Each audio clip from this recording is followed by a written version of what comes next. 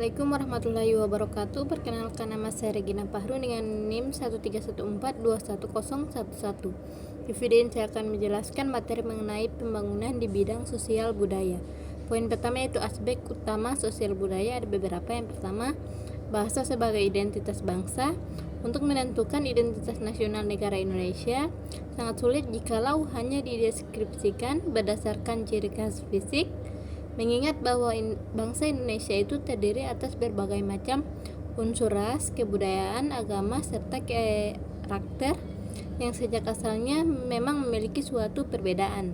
Dengan demikian, identitas nasional bagi bangsa Indonesia akan sangat ditentukan oleh ideologi yang dianut dan norma dasar yang dijadikan pedoman untuk berperilaku. Semua identitas ini akan menjadi ciri yang membedakan bangsa Indonesia dari bangsa lain. Kemudian poin kedua, ada adat istiadat dan tradisional. Kebudayaan yang telah tertanam dalam suatu masyarakat tidak selalu merupakan cara hidup terbaik bagi kesejahteraan dan martabat manusia maupun masyarakat itu. Namun banyak kekuatan yang selalu berusaha mempertahankan kebudayaan yang ada untuk melindungi kepentingannya dan menindas golongan lainnya melalui legitimasi budaya. Jadi perlu membangun pembangunan kultural untuk meningkatkan kualitas sistem nilai adat istiadat. Kemudian ketiga, persepsi tentang kekuasaan. Konsep kepemimpinan dan kekuasaan mempunyai hubungan yang erat. Bahkan seringkali orang menganggap bahwa kepemimpinan adalah identik dengan kekuasaan. Memang seorang pemimpin dapat menggunakan kekuasaannya sebagai alat untuk mencapai tujuan pribadinya maupun kelompoknya, namun sebetulnya kepemimpinan dan kekuasaan memiliki perbedaan. Selanjutnya, hubungan dengan alam, locus of control. Lefcourt menyatakan bahwa dimensi locus of control akan menjelaskan mengapa beberapa orang begitu aktif, ulet, dan bersedia mencoba untuk menyelesaikan beberapa keadaan yang sulit, sementara yang lainnya dengan emosi yang negatif. Beberapa peneliti mengasosiasikan locus of control internal dengan usaha yang aktif untuk mencapai tujuan. Hal ini dimanifestasikan dalam bentuk tindakan sosial, tindakan mencari informasi, dan pengambilan keputusan secara otonomi. Kemudian kelima, pandangan tentang peranan wanita. Dalam semua segi kehidupan bermasyarakat, berbangsa, dan bernegara, makin banyak wanita yang memainkan peranan yang semakin penting dan menduduki semua eselon jabatan pemimpin hingga yang tertinggi. Dalam dunia politik, misalnya dunia mengenal wanita yang menjadi presiden, perdana menteri, duta besar, dan para pejabat senior dalam lingkungan birokrasi pemerintahan. Selanjutnya, 6. Sistem keluarga besar. Sistem keluarga ini perlu dikenali karena dapat menimbulkan berbagai implikasi negatif dalam kehidupan bermasyarakat seperti primordialisme, nepotisme, kronisme.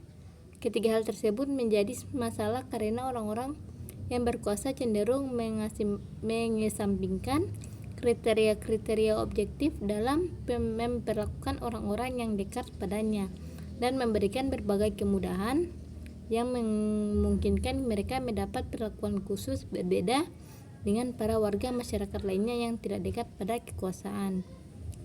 Kemudian poin kedua, ada golongan-golongan masyarakat. Nah, pada golongan ini ada beberapa. Yang pertama, golongan tradisionalis. Golongan tradisionalis merujuk pada kelompok masyarakat yang masih memegang teguh nilai-nilai, norma, dan praktik yang telah ada sejak lama. Mereka cenderung mempertahankan tradisi dan adat istiadat yang diwariskan secara turun-menurun.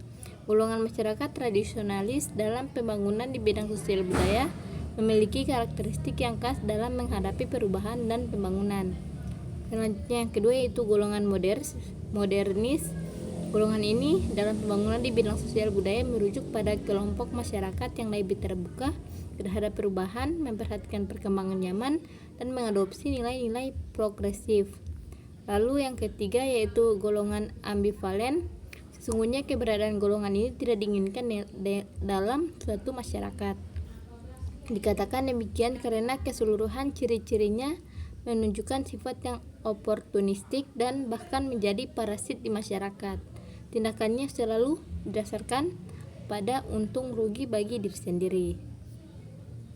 Poin ketiga, yaitu wahana utama pembangunan sosial budaya ada beberapa juga. Yang pertama, pendidikan moral.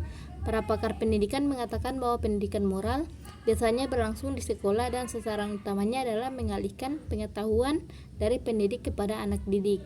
Tetapi banyak aspek lain yang perlu pula ditangani melalui pendidikan formal, seperti aspek moral, aspek etika, hak dan tanggung jawab sebagai warga negara yang baik, cara berpikir secara rasional, keberanian mengambil risiko, ketegasan dalam pengambilan keputusan, dan lain sebagainya. Kemudian kedua, yaitu pelatihan sebagai aspek pendidikan formal. Kegiatan yang tidak kalah pentingnya adalah pelatihan yang sangat beraneka ragam. Pelatihan merupakan upaya untuk mengalihkan keterampilan dan dari pelatih kepada para peserta pelatihan. Sering untuk orang berpendapat bahwa pelatihan hanya diperuntukkan bagi mereka yang ingin menguasai segi-segi teknis suatu pekerjaan seperti montir dan sejenisnya. Kemudian ketiga, ada pemberantasan buta huruf. Siapapun akan mengakui bahwa kemampuan membaca dan menulis akan memperluas cakrawala pandangan seseorang. Misalnya di satu pihak ia dapat menggali sendiri informasi yang diperlukan, dan di pihak lain yang bersangkutan dapat memberikan informasi yang dimilikinya dan diperlukan oleh orang lain. Manfaat lain ialah dimungkinkannya seseorang menambah pengetahuan dan keterampilan yang pada gilirannya menambah alat yang dapat digunakan untuk memperkaya kehidupannya.